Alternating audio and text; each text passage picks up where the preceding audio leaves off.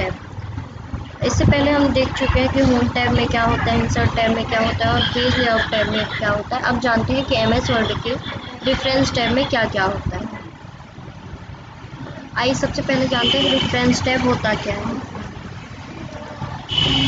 जो माइक्रोसॉफ्ट होता है उसमें रेफरेंस टैब आपको ठीक लेआउट टैब के बगल में मिलता है, जो माउस की क्लिक करने पर आपको कई सारे ऑप्शंस जो है वो ओपन करता है, जिसका हम यूज़ करके अपने डॉक्यूमेंट में table of contents, bibliography and reference etc जोड़ सकते हैं। उदाहरण के लिए अगर आप वर्ड में एक रिसर्च पेपर बना रहे हैं तो उसमें जानकारी का हवाला देने या उसके सोर्स में बताने के लिए आपको रेफरेंस टैब का यूज़ करना पड़ता है। इसमें 7 ग्रुप्स होते हैं: table of contents, footnote, research, citation of bibliography, caption, index, table of authorities. आइए इन कंटेंट्स के बारे में जानते हैं। रेफरेंस टैब में टेबल ऑफ कंटेंट अपने डॉक्यूमेंट की हेडिंग पर आधारित होता है। जो वर्ड होता है उसके जो हेडिंग होते हैं उसको कंटेंट्स बोलते हैं, और ये ऑटोमेटिक टेबल बनाने के लिए यूज़ होता है। ज़्यादातर अपनी भाषा में डॉक्यूमेंट में शामिल करने के लिए टॉपिक की सूची बनाने के लिए होता है, जिसे हम टेबल ऑफ कंटेंट्स बोलते हैं। टेबल ऑफ कंटेंट्स बनाने के लिए हम सबसे पहले टेबल ऑफ कंटेंट्स कमांड पर क्लिक करेंगे। उसके बाद हम यूज़र अपने डॉक्यूमेंट के लिए टेबल ऑफ कंटेंट क्रिएट कर सकते हैं, और इसमें एक ऑप्शन होता है ऐड टेक्स्ट। इस कमांड का यूज़ हम वर्ड डॉक्यूमेंट पेज पर एक नई हेडिंग और सब हेडिंग क्रिएट करने के लिए कर सकते हैं। और इसमें एक और ऑप्शन होता है अपडेट टेबल। जो अपडेट टेबल होता है वो सभी हेडिंग को टेबल ऑफ कंटेंट्स में अपडेट करने के लिए होता है। फुटनोट होता है जो पेज के नीचे वाले हिस्से पे होता है और ऊपर दिए गए पाठ के किसी भाग पर रेफरेंस या कमेंट का उल्लेख करता है। इसके बारे में जानेंगे। जो इसका सबसे पहला है इंसर्ट फुटनोट। आइए हम इसके बारे में जानते हैं कि हम फुटनोट को कैसे इंसर्ट करते हैं। ये फुटनोट को इंसर्ट करने के लिए होता है, और के लिए हम सबसे पहले इस कमांड पर जाएंगे और जो नोट हमको डॉक्यूमेंट के पिछले भाग निचले वाले भाग पर लिखना है उसको हम इंसर्ट करेंगे। और दूसरा होता है insert and notes. And notes जो होता है वो डॉक्यूमेंट पेज के अंत में इंसर्ट करने के लिए होता है, ठीक है। और जो नेक्स्ट फुटनोट होता है वो डॉक्यूमेंट के अगले और पिछले फुटनोट और एंड नोट में जाने के लिए होता है। और सू नोट जो होता है वो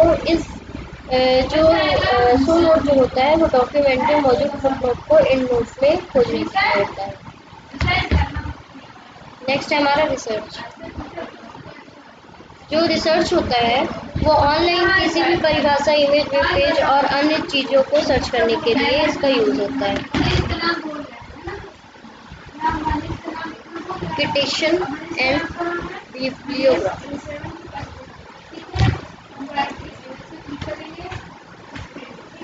जो सिटेशन और बिब्लियोग्राफी होता है वो जब आपके डॉक्यूमेंट में किसी और का काम होता है तो इसे आमतौर पर रेफरेंस के लिए बताना होता है। इससे पढ़ने उस जानकारी में सोर्स की पुष्टि होती है। और जो रेफरेंस टैब में शामिल citation and bibliography group user को किसी जानकारी के सोर्स को डॉक्यूमेंट में जोड़ने की अनुमति देता है। नीचे इस ग्रुप में शामिल सभी विकल्पों के बारे में जानेंगे।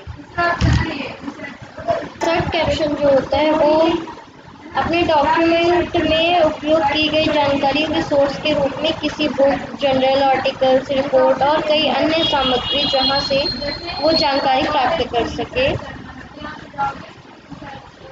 रेफरेंस देने के लिए इसका यूज़ होता है। और जो मैनेज सोर्स होता है वो ज़्यादातर डॉक्यूमेंट में शामिल सभी सोर्स की लिस्ट देखने के लिए और उसे एडिट करने के लिए होता है।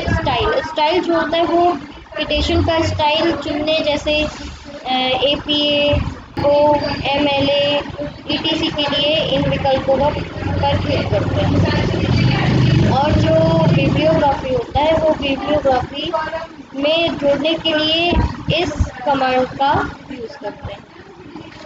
कैप्शन कैप्शन जो होता है वो रेफरेंस टैब उपयोग करके अपने डॉक्यूमेंट में मौजूद पिक्चर, टेबल, चार्ट और इस तरह के अन्य आइटम्स में कैप्शन का यूज़ कर सकते हैं। डॉक्यूमेंट्स में मौजूद किसी भी जो ऑब्जेक्ट होते हैं उनके बारे में बताने के लिए कैप्शन का यूज़ करते हैं और इस ग्रुप में दिए गए विकल्पों के बारे में हम नीचे जानते हैं।